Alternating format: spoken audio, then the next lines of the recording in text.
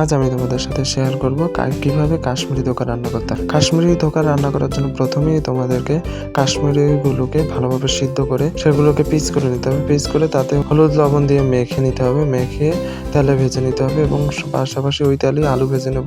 আলু ভাজা হয়ে গেলে ওই তেলেই আমরা পাঁচফোড়ন, তেজপাতা, এলাচি, দারচিনি, হিং, আদা দিয়ে ভালোভাবে নেড়ে নিতে হবে। তারপরে দিতে হবে আগে থেকেই জলে ভিজিয়ে রাখা হলুদ ও গুঁড়ামরিচ। আমি গুঁড়োমরিচের সাথে পাশাপাশি কুচনো কাঁচামরিচও দিয়েছি। তারপর কিছুটা জল দিয়ে ভালোভাবে নেড়ে চেড়ে নিতে হবে।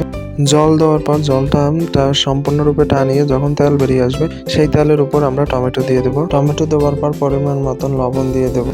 লবণ দিয়ে কিছুটা নেড়ে চেড়ে তারপর দিয়ে দেবো জিরার গুঁড়ো এবং ধনিয়ার গুঁড়ো। সব মশলাগুলো ভালোভাবে মিশিয়ে নিতে হবে।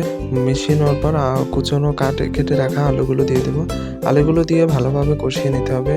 কষানো হয়ে গেলে আমরা কাশ্মীরি ধোকাটা দিয়ে দেবো। ছেড়ে পরিমাণ মতন জল দিয়ে দেবো। জল দিয়ে ফুটিয়ে নেব। তারপর সবজিতে কুচনো ধনিয়া পাতা দিয়ে ভালোভাবে মিশিয়ে নিতে হবে। ভালোভাবে মিশিয়ে কিছুক্ষণ ফুটিয়ে নেব। তারপর নামিয়ে নেব। এই আমাদের রেডি কাশ্মীরি ধোকা। যদি রেসিপিটি ভালো লেগে থাকে লাইক করে কমেন্টে জানিও।